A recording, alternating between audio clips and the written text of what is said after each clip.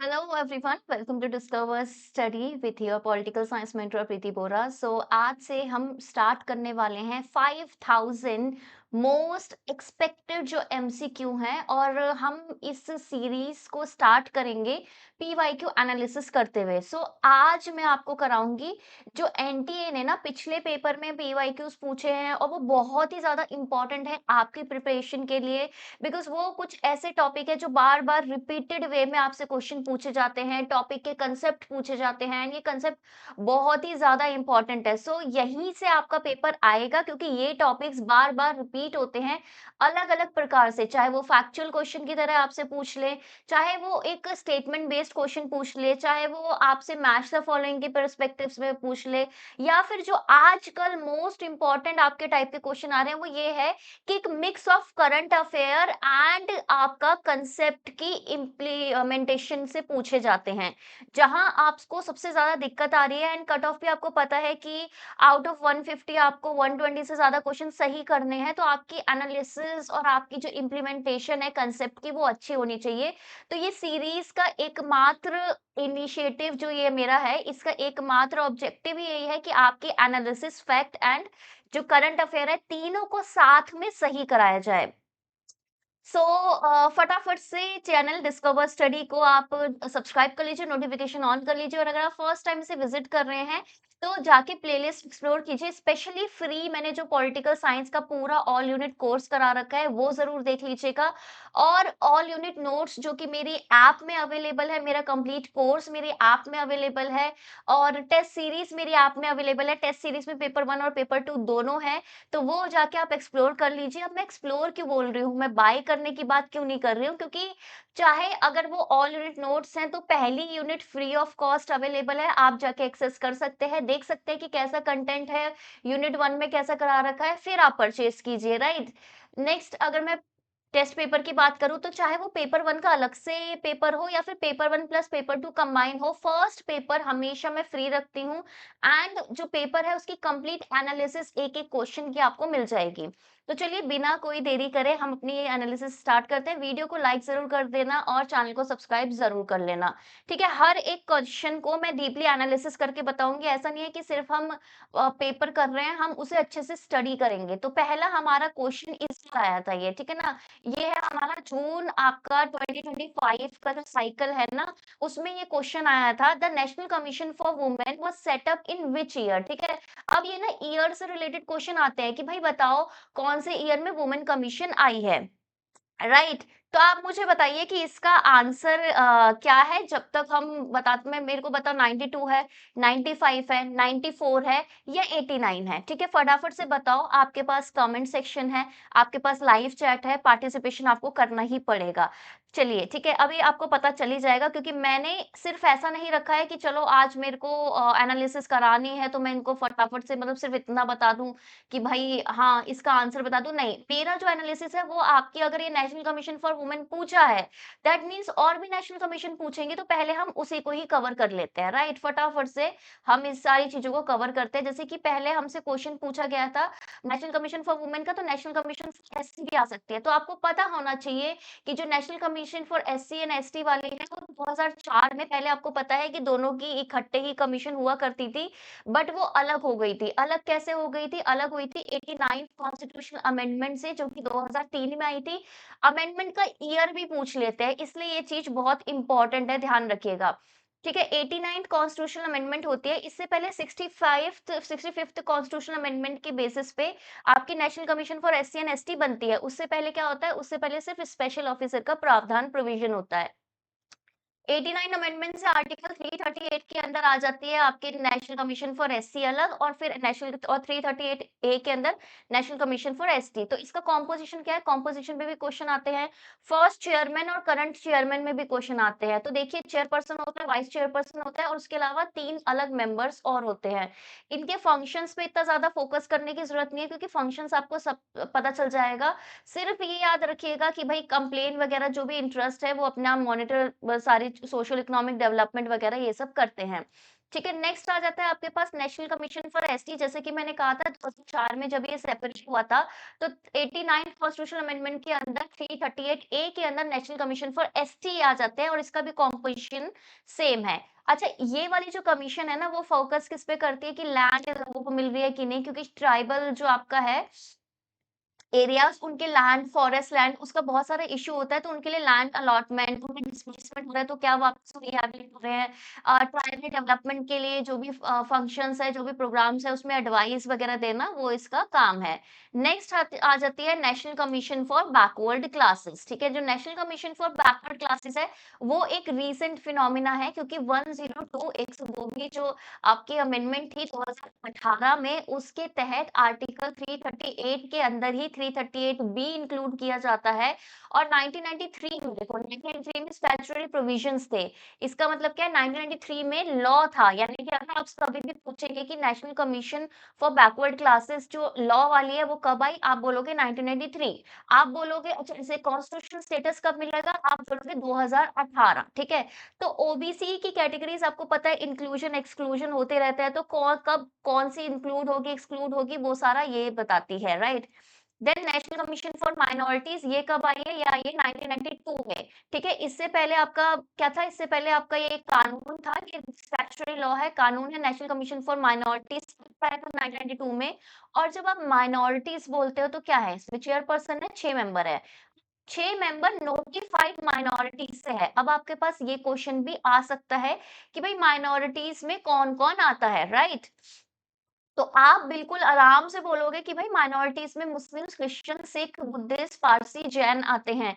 तो ये क्या रिलीजियस माइनॉरिटी, तो देखिए माइनॉरिटी हमेशा एक स्टेट में होती है। कभी कभार किसी स्टेट में क्रिश्चियंस की पॉपुलेशन ज्यादा है तो उधर वो माइनॉरिटी नहीं है। कभी कभार किसी आपका स्टेट में सिख की पोजीशन मतलब नंबर ज्यादा है तो उधर वो माइनॉरिटी नहीं है। सिमिलरली किसी स्टेट में अगर मुस्लिम्स की तादाद ज्यादा है तो वहां पे वो माइनॉरिटी नहीं है। तो region wise state wise very करती है। ये कॉन्सेप्ट आपका यूपीएससी में पूछा गया था, राइट, ये ध्यान रखिएगा। Then national commission for the protection of child right, ये 2007 का है। ये स्टैट्यूटरी का लॉ था कि commission for the protection of child right 2005 का कानून था। इसमें चेयरपर्सन 6 मेंबर होते हैं, जिसमें कि 2 वुमेन का होना जरूरी है। और ये जो कमीशन है ना, ये चाइल्ड के कानून, right to education, juvenile justice, child right violation, ये जैसे होता है ना कि बंधुआ मजदूरी करा रहे हैं बच्चों को, चाइल्ड लेबर, वो सारे इशू को देखती है। देन ह्यूमन राइट कमीशन आपको पता होना चाहिए कि 1993 में आई थी। ठीक है, और इसमें आपका एक चीज इसमें ना एक क्वेश्चन आता है कि जो चेयरपर्सन होता है ना, चेयरपर्सन कौन बन पाता है, कि भाई जो पहले कभी सुप्रीम कोर्ट के जज रह चुके हों वो बन पाता है बस चेयरपर्सन, और कोई आपका इसमें नहीं बन पाएगा। तो ये आपका आती है 1993 में। ठीक है, और प्लस 4 मेंबर होते हैं। 4 मेंबर कौन होते हैं, एक्स ऑफिशियो मेंबर्स होते हैं, यानी कि जो बाकी माइनॉरिटीज से आ रहे हैं ना, तो उनके भी इसमें रिप्रेजेंटेशन होता है। ठीक है, ये ध्यान रखना। ठीक है, इतनी चीजें समझ में आ गई। तो चलिए अब हम अपने क्वेश्चन की तरफ वापस मुड़ के जाते हैं। एंड और अब आप सोच रहे होगे इतना डीप में सारी चीजें बता दी, तो क्वेश्चन में क्या था कि नेशनल कमीशन फॉर वुमेन कब सेटअप हुई थी, और इसका आंसर है 1992 में। ठीक है, 1990 में बोल दिया गया था कि भाई एक लॉ होना चाहिए, ये सब होना चाहिए, और 1992 में वो इन्फोर्स हो गया था, एंड इसके तहत आपकी नेशनल कमीशन फॉर वुमेन आ जाती है। ठीक है, नेक्स्ट क्वेश्चन, अर्न नाइस। ठीक है, ये जो कंसेप्ट है ना, ये रिपीटेडली आपसे पूछा जा रहा है कि जो अर्न नाइस है उन्होंने एक टर्म, एक ये जो टर्म है उसको गढ़ा है, कॉइन करना, यानी कि गढ़ना यानी कि नया बनाना, बनाना या फिर गढ़ना बोल सकते हो, या फिर नया कंसेप्ट देने की बात आप कर सकते हो। तो वो कौन सी टर्म है, deep ecology, homeostasis, integral humanism, या फिर वॉक्सचेनिस्ट। अच्छा, अब एक बात बताओ, जैसे पिछली बार ये भी आपका ये मैं जून 2025 के इस बार क्वेश्चन में लिए हैं। अगर मैं ये वाले कॉन्सेप्ट करा रही हूँ और ये वाला जो क्वेश्चन है ना, नाइस की बात करूँ, इकोलॉजी की बात करूँ, तो पिछले 6-7 एग्जामों में बार बार ये आए जा रहा है, रिपीटेडली आपसे पूछा जा रहा है। इसका मतलब क्या है, इसका मतलब सीधा साधा यही है कि ये जो कंसेप्ट है ना, ये आपके एग्जाम में आ सकता है। और अगर उन्होंने इस बार आपको समझ लो, इसका आंसर वैसे है डीप इकोलॉजी। ठीक है, आई होप आपको पता ही हो, बहुत इजी क्वेश्चन था ये। ठीक है, इजी कैटेगरी का। लेकिन अब अगर एनटीए ने आपको ये बता दिया कि भाई होम्योस्टेसिस है, इंटीग्रल ह्यूमनिज्म तो आपको पता होगा, बॉक्स-चेस, ठीक है? अब वो ना कभी भी ना इन कॉन्सेप्ट को ना पूछ सकते हैं कि भाई ये क्या है? तो आप फटाफट से मुझे कमेंट में बताइए ये क्या है? और अगर नहीं आता तो मुझे बताइए, कमेंट करना और बोलना कि मैम होम्योस्टेसिस बता दो, मैम बॉक्स-चेस बता दो, सो दैट मैं आपको बताऊँ और कभी आगे पूछे तो आप गलत ना करो। तो जो अर्न नाइस है ना, ये जो आपके पास अर्न नाइस हैं, इन्होंने बेसिकली 2 अप्रोचेस ऑफ एनवायरनमेंटल में क्या करा था, डिस्टिंग्विशन करा था। कैसे? इन्होंने बोला था कि भई एक तो होती है शैलो इकोलॉजी और एक होती है डीप इकोलॉजी, ठीक है? अभी आपको सबको पता है शैलो इकोलॉजी का मतलब है कि हमें एनवायरनमेंट को सीधा-सा ऐसा समझेंगे कि तब तक बचाना है जब तक हमारे खुद के इकोनॉमिक और डेवलपमेंटल जो आपके कंसर्न्स हैं वो उसमें कोई बाधा ना आ रही हो, ठीक है? तब तक बचाएँगे। शैलो का मतलब होता है कि थोड़ा कम गहरा पानी और डीप का मतलब है एकदम डीप पानी। यानी कि डीप इकोलॉजी यानी कि डीपली मैं इकोलॉजी एनवायरनमेंट के प्रति मेरा क्या है रुझान है, मेरा इंटरेस्ट है। ये एक रेडिकल अप्रोच है, ठीक है? इको सेंट्रिक है कि भई देखो अगर डेवलपमेंट और इको एनवायरनमेंट डेवलपमेंट और एनवायरनमेंट के बीच में चॉइस आया ना, तो हम हमेशा एनवायरनमेंट को चुनेंगे। ये क्या करते हैं शैलो वाले कि अगर हमें डेवलपमेंट और एनवायरनमेंट के बीच में चॉइस आए ना, तो वैसे तो हम एनवायरनमेंट को चुनेंगे। ठीक है, 1 सेकंड रुको। कि ठीक है ऑलमोस्ट ऑलमोस्ट इक्वल उसमें चुनेंगे, ठीक है? लेकिन अगर मेरा इंटरेस्ट हो तो मैं डेवलपमेंट अगर मेरे में इक्वालिटी फुलफिल नहीं हो रही हो तो मैं डेवलपमेंट को ज़्यादा फोकस करूँगी। बट इनके लिए क्या है कि कोई भी ये मतलब कॉम्प्रोमाइज़ करने को तैयार नहीं है, ये एनवायरनमेंट को से ही एसोसिएटेड है। तो अब हमने क्वेश्चन तो ये समझ लिया था कि भई डीप इकोलॉजी के बारे में पूछा था कि इन्होंने कॉइन की है, लेकिन क्वेश्चन ये आता है कि कब करी है 1973 में। तो इन्होंने ही लेटर ऑन आपका शैलो इकोलॉजी जो टर्म है, वो भी इन्होंने ही बात करी है। तो कभी भी क्वेश्चन आए ना तो दोनों का आप सेम लिखोगे। डेफिनिशन मैंने क्या बोला था शैलो की और डीप की क्या है? डेफिनिशन ये है कि शैलो में क्या है एनवायरमेंटल कंसर्न सिर्फ क्या है कि पॉल्यूशन कंट्रोल कर लूँ, मैं रिसोर्स की मैनेजमेंट कर लूँ, सिर्फ इतना ही एसोसिएटेड है। कभी मेरे पास चॉइस है कि डेवलपमेंट वर्सेस एनवायरनमेंट, तो एनवायरनमेंट को मैं इतनी भी ज़्यादा इम्पोर्टेंस नहीं दूँगी, बट हाँ, थोड़ा सोच समझ के चलूँगी। वही डीप इकोलॉजी इकोसेंट्रिक अप्रोच है कि भाई हमें क्या है नेचर की वर्ड्स समझनी चाहिए, ऑल लिविंग बीइंग की वर्ड्स समझनी चाहिए। शैलो इकोलॉजी आपकी एंथ्रोपोसेंट्रिक है, यानी कि ह्यूमन सेंटर्ड जो भी प्रॉब्लम्स हैं, उसको आप कंट्रोल कर लो। जैसे पॉल्यूशन है, पॉल्यूशन कंट्रोल कर लो, वेस्ट है तो वेस्ट कंट्रोल कर लो, रिसाइक्लिंग कर लो। वही डीप इकोलॉजी एक तरीके से नेचर सेंट्रिक या बायो सेंट्रिक या इको सेंट्रिक आप बोलोगे और ये आपका स्टेटमेंट बेस्ड क्वेश्चन में कभी भी पूछा जा सकता है। राइट। उसके बाद अगर आप बोलोगे कि शैलो इकोलॉजी में कि भाई एक क्लीन हेल्दी एनवायरनमेंट होना चाहिए ताकि ह्यूमन लाइफ मेंटेन हो, इकोलॉजिकल डेवलपमेंट हो। वहीं आप डीप इकोलॉजी में बोलोगे कि नहीं सारे लिविंग फॉर्म्स को हमें देखना है। सारे लिविंग फॉर्म्स का जो सर्वाइवल है उसे हमें देखना है, ना कि सिर्फ ह्यूमन नीड्स का।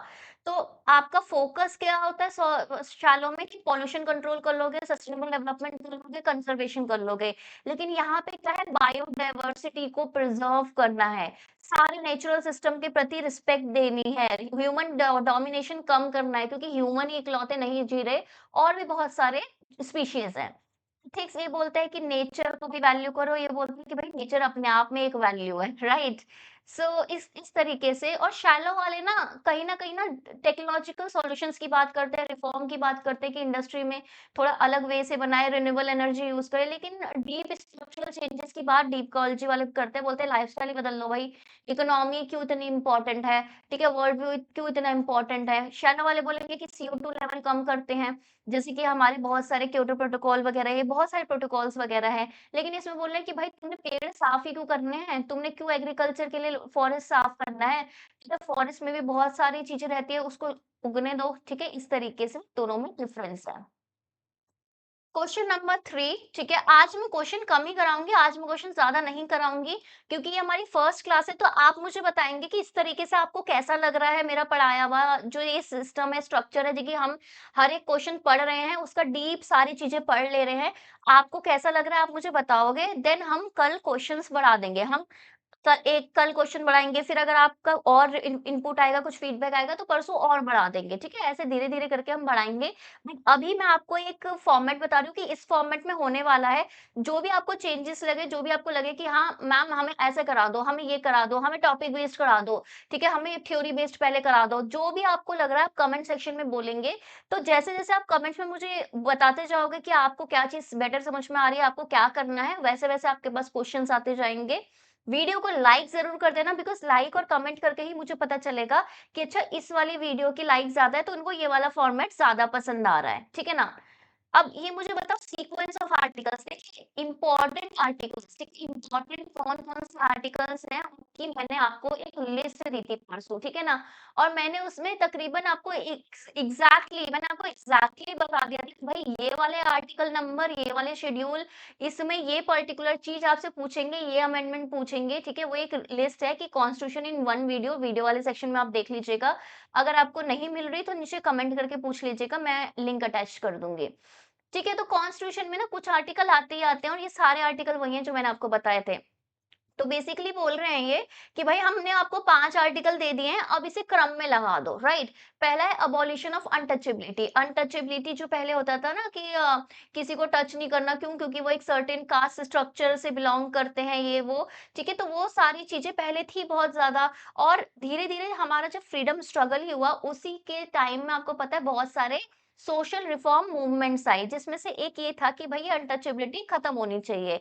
अब उस समय क्योंकि हम ब्रिटिशर्स के उसके अंदर थे, पूरे राज के अंदर थे, तो उस समय हम इतने ज़्यादा लीगल प्रोविजंस खुद से नहीं ले सकते थे। बट जैसे ही हमारा कॉन्स्टिट्यूशन आया, वैसे ही हिंट दे रही हूँ मैं, वैसे ही हमने इंश्योर किया कि ये अनटचेबिलिटी नहीं होनी चाहिए और क्यों इतनी तगड़ी इसको प्रोटेक्शन दे दी ना कि इसको हमने डाल दिया under the ambit of fundamental rights, मौलिक अधिकार। अब मौलिक अधिकार का एक बेनिफिट हम सबको पता है कि आर्टिकल 32 के अंदर हम डायरेक्टली सुप्रीम कोर्ट जा सकते हैं और आर्टिकल 226 के अंदर हम डायरेक्टली हाई कोर्ट जा सकते हैं अगर हमारा कोई मौलिक अधिकार का क्या हो गया होगा, ब्रीच हो गया होगा, उल्लंघन हो गया हो तो हम जा सकते हैं, राइट? इसका मतलब हमें छोटे-छोटे के कोर्ट में जाने की ज़रूरत नहीं है, अपील करते हुए ऊपर जाने की ज़रूरत नहीं है, सीधे जा सकते हैं।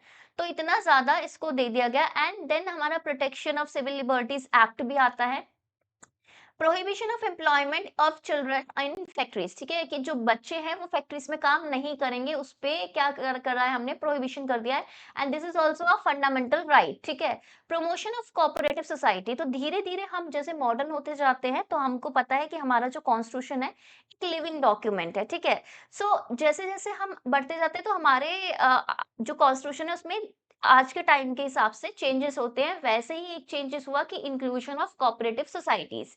तो कोऑपरेटिव सोसाइटी एक पर्टिकुलर अमेंडमेंट के थ्रू आया है, तो मुझे बताइए कौन सी अमेंडमेंट है वो? 91st, 92nd, 95th, 97th, 96 कौन सी अमेंडमेंट है? तो वो 90s में ही, ठीक है? ये हिंट दे रही हूँ। दैट मीन्स ये आपके कॉन्स्टिट्यूशन में ओरिजिनली नहीं था, इसका मतलब ये सीरीज में भी ओरिजिनली नहीं आएगा, तो आप ऐसे भी इसे कर सकते हो। देन है separation of judiciary from executive, कि देखो एग्जीक्यूटिव अलग है, जुडिशरी अलग है, राइट? इसका सेपरेशन है, ये बना आपका पार्ट ऑफ डीपीएसपी।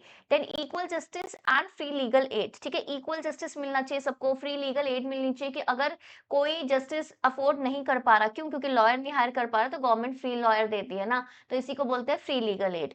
तो अब मैंने आपको मोटा-मोटा बता दिया कि अगर मुझे ऐसा कुछ क्रोनोलॉजी वाला क्वेश्चन है तो मेरे को कैसे करना है, ये फंडामेंटल राइट है, ये फंडामेंटल राइट है, ये मेरा डीपीएसपी है, ये मेरा डीपीएसपी है, ये वाला मेरा DPSP free legal aid after amendment आया है और ये भी मेरा आफ्टर अमेंडमेंट आया है। तो यानी कि ओरिजिनल अगर मुझे इसको सीक्वेंस करना हो, मेरा ये और ये, ठीक है? ये कहीं न कहीं ये तीनों मेरी फर्स्ट प्रायोरिटी होनी चाहिए।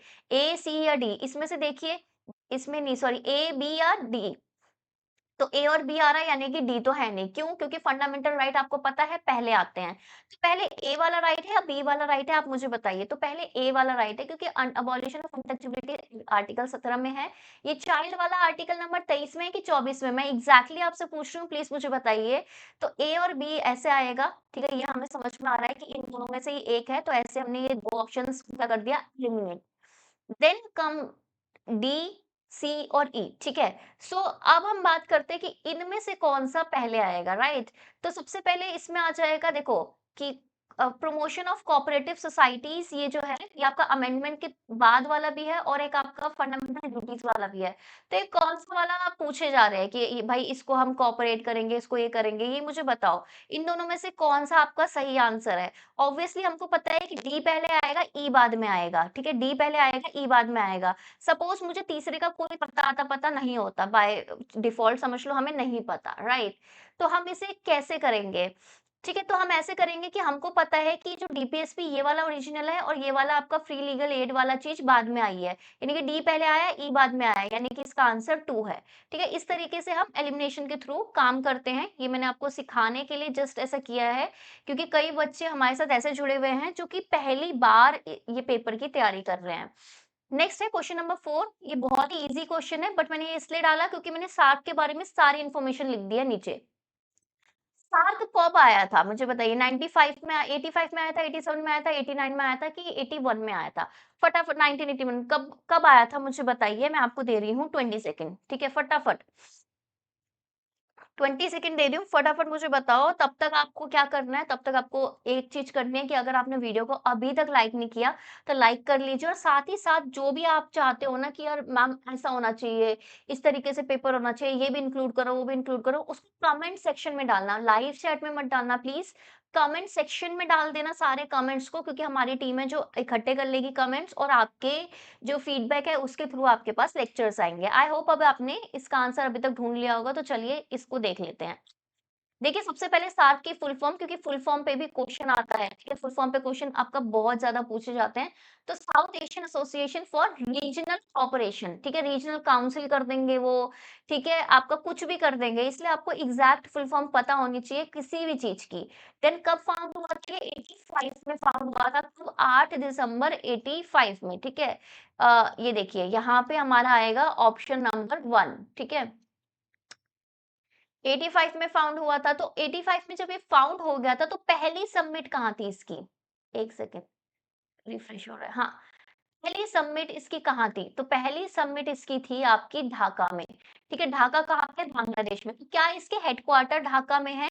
ढाका में इसके हेडक्वार्टर नहीं है, ठीक है? पहली सबमिट ज़रूर हुई थी ढाका पे, but headquarter is not in Dhaka. तो हेडक्वार्टर भाई कहाँ पे है? हेडक्वार्टर है इसका काठमांडू, नेपाल में। अब मैं ये सारी इन्फॉर्मेशन क्यों दे रही हूँ? क्योंकि फाउंडिंग ईयर, पहली सबमिट कहाँ हुई थी, हेडक्वार्टर कहाँ है, ये सारे क्वेश्चन आते हैं, मेंबर्स के भी क्वेश्चन आते हैं, ऑब्जर्वर के भी क्वेश्चन आते हैं, तो इसलिए हमें अभी इसे कर लेंगे। अच्छा, पीडीएफ आप सोच रहे हो कि पीडीएफ कैसे मिलेगी? तो उसके लिए आप टेलीग्राम हमारा चैनल ज्वाइन करोगे @discoverstudy और हमारी ऐप डाउनलोड कर लोगे। वहाँ पे जो फ्री कंटेंट वाला सेक्शन है उसमें भी पीडीएफ आ जाएगी। ऑफिशियल लैंग्वेज क्या है? ऑफिशियल लैंग्वेज इंग्लिश है, ठीक है? टाइप क्या है? रीजनल इंटर गवर्नमेंटल ऑर्गेनाइजेशन है। राइट, 8 मेंबर हैं, 8 मेंबर में अपना इंडिया ले लो, इंडिया के पड़ोसी इस साइड वाले पाकिस्तान और अफगानिस्तान, ठीक है? 3 ये हो गए। राइट साइड वाले जो ऊपर आपके नेपाल हो गया, ठीक है? 5th आपका उसके साथ में भूटान हो गया, 6th आपका बांग्लादेश हो गया, 7th आपका ये श्रीलंका हो गया, ये और ये आपका श्रीलंका के नीचे आपका मालदीव्स हो गया, ये 8 मेंबर्स हैं। अच्छा, इसके ऑब्जर्वर क्या है? ऑब्जर्वर भी हैं हमारे, देखो अ, हमारा ऊपर का जो हमारा पड़ोसी देश है दैट इज़ आपका चाइना, ठीक है? उसके बाद इम्पोर्टेंट अगर हम कंट्रीज़ देख लें तो भई फिर यूएस आपको पता है इम्पोर्टेंट उसमें आता ही है। तीसरा ईयू आता ही है इसमें। उसके बाद अगर हम अपनी बात करें तो हमारा आपको पता है हमारे मॉरिशस के साथ बहुत अच्छे रिलेशंस हैं, क्योंकि हमारे जब फ्रीडम स्ट्रगल्स इस समय चल रहा था या फिर आपके ब्रिटिश राज था, तो उस समय हमारे बहुत सारे लोग उधर गए थे, एज़ अ डायस्पोरा हमारा बहुत ज़्यादा है। देन आपका जापान आता है, ठीक है? आपका फिर जापान के अगर आप नीचे देखेंगे तो फिर आपका ये साउथ कोरिया आ जाएगा। देन आपका ये म्यांमार भी हमारा पड़ोसी है बांग्लादेश का, राइट? एंड देन आपका ये आपका एक ईरान। अब इसमें हैरत अंगेज़ मतलब थोड़ी शॉकिंग बात ये है कि इसमें रशिया नहीं है, ठीक है? तो इस तरीके से आपको कन्फ्यूज़ किया जा सकता है। अच्छा, इसके ना कुछ की इंस्टीट्यूशन है और उसको एज़ द मैच ये आपके प्रीवियस, ठीक है? पहले भी आपके पीवाईक्यू में पूछे गए हैं। जैसे कि सार्क डेवलपमेंट फंड है, तो वो कहाँ पे है? भूटान में है, राइट? इसे याद होना चाहिए। एग्रीकल्चर सेंटर कहाँ पे है? बांग्लादेश में है। सार्क यूनिवर्सिटी कहाँ पे? यहीं पे दिल्ली में है, ठीक है? डिज़ास्टर मैनेजमेंट वाला जो सेंटर है, वो भी आपका इंडिया में ही है। ठीक है, ट्यूबरक्लोसिस सेंटर जो है आपका कहाँ पे है? नेपाल में है। ये चीज़ आपको याद रखनी पड़ेगी क्योंकि ये मैच द फॉलोइंग की फॉर्म में आता है। और एक और क्वेश्चन जो आता है वो आता है साफ्टा से related. What do you mean by SAFTA? Full form क्या है? South Asian free trade agreement. Agreement कब का है? 2004 का है। ऑपरेशन हुआ था क्या कभी? हाँ, हुआ था 2006 में। तो ऐसे ना क्वेश्चन भी आते हैं कि this agreement didn't came into force, लेकिन ये गलत है। क्यों? क्योंकि ऑपरेशन 2006 में हुआ था। क्यों? रीजनल ट्रेड को बढ़ाने के लिए, राइट? नेक्स्ट कर लेते हैं क्वेश्चन नंबर 5। अब क्वेश्चन नंबर 5 क्या है? क्वेश्चन नंबर 5 ये है कि इन व्हिच ईयर, कौन से ईयर में यूएन जनरल असेंबली यानी कि यूएनजीए ने अडॉप्ट किया था मिलेनियम डेवलपमेंट गोल्स? जो एमडीजीज हैं, ठीक है, वो कौन से ईयर में अडॉप्ट किए गए थे? बहुत ही ईज़ी क्वेश्चन है, 2007 में, 1993 में, 2000 में या 1997 में। फटाफट से 10 सेकंड्स ले लो क्योंकि 10 सेकंड से ज़्यादा इस क्वेश्चन का बनता नहीं है। और मुझे बताओ कि कौन से ईयर में हमने एमडीजीज़ अडॉप्ट करे थे यूएनजीए ने? So it's very easy, yes, year 2000। तो अब एमडीजीज़ के बारे में थोड़ा बहुत हम पढ़ लेते हैं। तो देखिए ईयर 2000 में से अडॉप्ट किया गया था, राइट। और ये 8 एमडीजीज थे, इसको पता है। और अगर मैं बात करूँ तो ये 15 साल के लिए थे, ईयर 2000 में करा था। कहाँ पे? यूनाइटेड नेशन मिलेनियम समिट हुई थी, कहाँ पे हुई थी? न्यूयॉर्क में हुई थी। आपको पता होना चाहिए कि ये न्यूयॉर्क में अटेम्प्ट आपके अडॉप्ट किए गए थे, ठीक है। मिलेनियम डिक्लेरेशन आई थी, टारगेट क्या था कि 2000 से 2015 तक का हम देख लेते हैं। और आफ्टर दैट, ठीक है, आफ्टर दैट क्या हुआ? आफ्टर दैट 2015 से 2030 के लिए हमारे पास सस्टेनेबल डेवलपमेंट गोल्स हैं, जो कि आपके पास 17 गोल्स हैं और 169 टारगेट्स हैं, ठीक है ना? इसकी भी आपको क्रोनोलॉजी याद होनी चाहिए, ठीक है? बट अभी आगे आने वाले क्वेश्चंस में ये मैं कवर कराऊंगी। गोल्स इसमें एमडीजी में कितने थे? 8 गोल्स थे। टारगेट कितने थे? 21 टारगेट थे। इसमें 169 टारगेट्स हैं, इसमें 21 टारगेट थे। तो आपको गोल्स तो याद रहते हैं, टारगेट याद नहीं रहते, 21। और इंडिकेटर कितने थे? 60 इंडिकेटर थे, जिसके बेसिस में हमने कंट्रीज को या पैरामीटर्स को रैंक किया था। फोकस क्या था कि भाई पॉवर्टी कम करेंगे, एजुकेशन होनी चाहिए, लैंगिक समानता, जेंडर इक्वालिटी होनी चाहिए, हेल्थ अच्छी होनी चाहिए, एनवायरनमेंट अच्छा होना चाहिए, ग्लोबल पार्टनरशिप हमारे पास होनी चाहिए। देन अगर मैं आपको 8 एमडीजीज बताऊं तो ये है इस 8 एमडीजीज की सीरीज, ठीक है। तो सबसे पहला जो हमारा मिलेनियम डेवलपमेंट गोल है वो ये है कि हाँ भाई, हम क्या करेंगे कि eradicate extreme poverty and hunger. देखिए, पॉवर्टी और हंगर खत्म करेंगे। क्यों खत्म करेंगे? इसलिए खत्म करेंगे क्योंकि अगर ऐसा होगा तो हमारा देखो, ना तो हमारी ह्यूमन कैपिटल अच्छी हो पाएगी, ना हमारी इकोनॉमी अच्छी हो पाएगी। और फिर फर्दर हमें आगे जाके लोन लेना पड़े एक लोगों को सेहत वेहत के लिए। इससे बढ़िया तो यह है कि अभी से ही उनको खाना प्रोवाइड करा दो। दूसरा क्या है? यूनिवर्सल प्राइमरी एजुकेशन लेंगे, सेकेंडरी नहीं, प्राइमरी। इधर वर्ल्ड का भी खेल कर देते हैं कभी कभार। जेंडर इक्वालिटी हम करेंगे और एम्पावर करेंगे वुमेन को। चौथा क्या है? चाइल्ड मोर्टेलिटी हम क्या करेंगे? कम करेंगे। मैटरनल हेल्थ सही करेंगे। एचआईवी, एड्स, मलेरिया और अदर डिजीज को हम हटाएंगे, ठीक है। इन्वायरमेंट हमारा सस्टेनेबल हो उसकी हम कोशिश करेंगे। एक ग्लोबल पार्टनरशिप कराएंगे डेवलपमेंट के लिए। हालांकि देखिए, सिर्फ मैंने डाला इतना ही है, लेकिन इसमें ना एक और क्वेश्चन आता है जो मैं बता देती हूँ। इसमें आता है कि भाई इसका इम्पैक्ट क्या पड़ा, ठीक है, इसका इम्पैक्ट क्या पड़ा। तो उसमें ना पूरे डेटा है, ठीक है, उसमें पूरा डेटा है कि भाई मैटरनल मोर्टेलिटी रेट ये हो गया, चाइल्ड मोर्टेलिटी ये हो गया, इतना एजुकेशन लेवल हो गया, ये सारी चीजें, हंगर पावर्टी इतनी कम हो गई। ये वाला डेटा है। अगर आपको वो डेटा चाहिए ना, मुझे कमेंट करके बता दो, मैं आपको डेटा भी प्रोवाइड करा दूंगी। सो फिलहाल बिकॉज़ ये हमारी पहली क्लास है और मुझे अभी पता नहीं है कि आपको ये जो फॉर्मेट है वो पसंद आया है, नहीं आया है, आप इसे आगे कंटिन्यू करोगे, नहीं करोगे। तो इसे मैं इतना ही रखूँगी। अभी इसमें नीचे इस पूरी पीडीएफ में बहुत क्वेश्चन्स हैं, बट फिलहाल मैं इसे इतना ही रखूँगी। बट आप मुझे बताइए कि आपको कैसा लगा ये फॉर्मेट, सो दैट मैं इसको आपके पास प्रोवाइड करा सकूँ। हम डेली आपके पास मिल सकते हैं 8:30 बजे, ठीक है, इस सीरीज़ के थ्रू। तो डेली हम मिलके ये क्वेश्चंस कर सकते हैं। सो चलिए, bye bye, take care, have a nice day. Channel को सब्सक्राइब कर लो, नोटिफिकेशन ऑन कर लो। और पहले भी मैंने 2000 मोस्ट एक्सपेक्टेड एमसीक्यूज करा रखे हैं, ठीक है, 500-500 के स्लॉट में। तो वो भी आप कर लीजिए और पूरा कोर्स भी कर लीजिए, ऐप भी डाउनलोड कर लीजिए। चलिए, बाय बाय, कल मिलते हैं। टेक केयर और मुझे बताना ज़रूर कि आपको कैसी क्लास लगी, ठीक है? सी यू, ऑल द बेस्ट।